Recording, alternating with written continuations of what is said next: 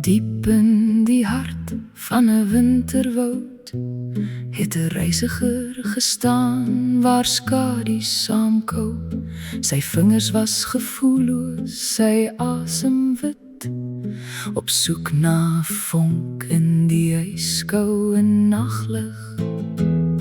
'n Sater verskyn uit die draai van 'n boom, kom na my grot, vind skuiling by my droom. Die man het gevolg, sy tande geklap, in die greep van die koue het alles anders verslap. Oor die dubbele aard van 'n enkele siel, een oomblik vriesend, die volgende vol vuur en krag en styl.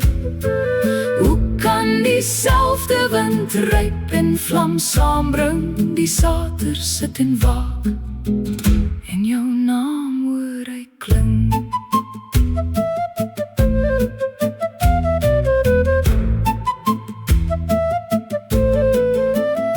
Die man blaas op sy hande met 'n swaar sug.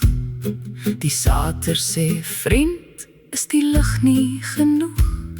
Ek warm net my vingers, die reisiger kla, terwyl hulle by die haar teen die bergwand sit en bra. Toe kom die sop in 'n houtgemaakte bak, om hart en verslete siel weer warm te maak. Die man neem 'n lepel, maar blaas dit weg. Dis te warm om te sluk, begin hy om te sê.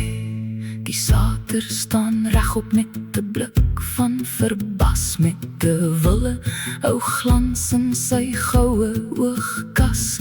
Jy blaas om te warm en jy blaas om te koel. Ek deel nie my brood met 'n dubbeltonge dwaas. Uit met jou nou, na sneeu en ysreën. Ek vertrou nie 'n mond met sulke vreemde weer. Oor die dubbele aard van 'n enkele siel, een oomblik vriesend, die volgende vol vuur en styl. Hoe kan dieselfde wind ryp en vlam saambring? Die sater sit en waak, en jou naam hoor hy klink. Pas op vir die man wat nooit kant kan kies, wat waarheid dra en tog iets weg wil vries. Geen asem vir die vriend, geen asem vir die vyand. In die winter verdwyn jy, verwyl en verwyl.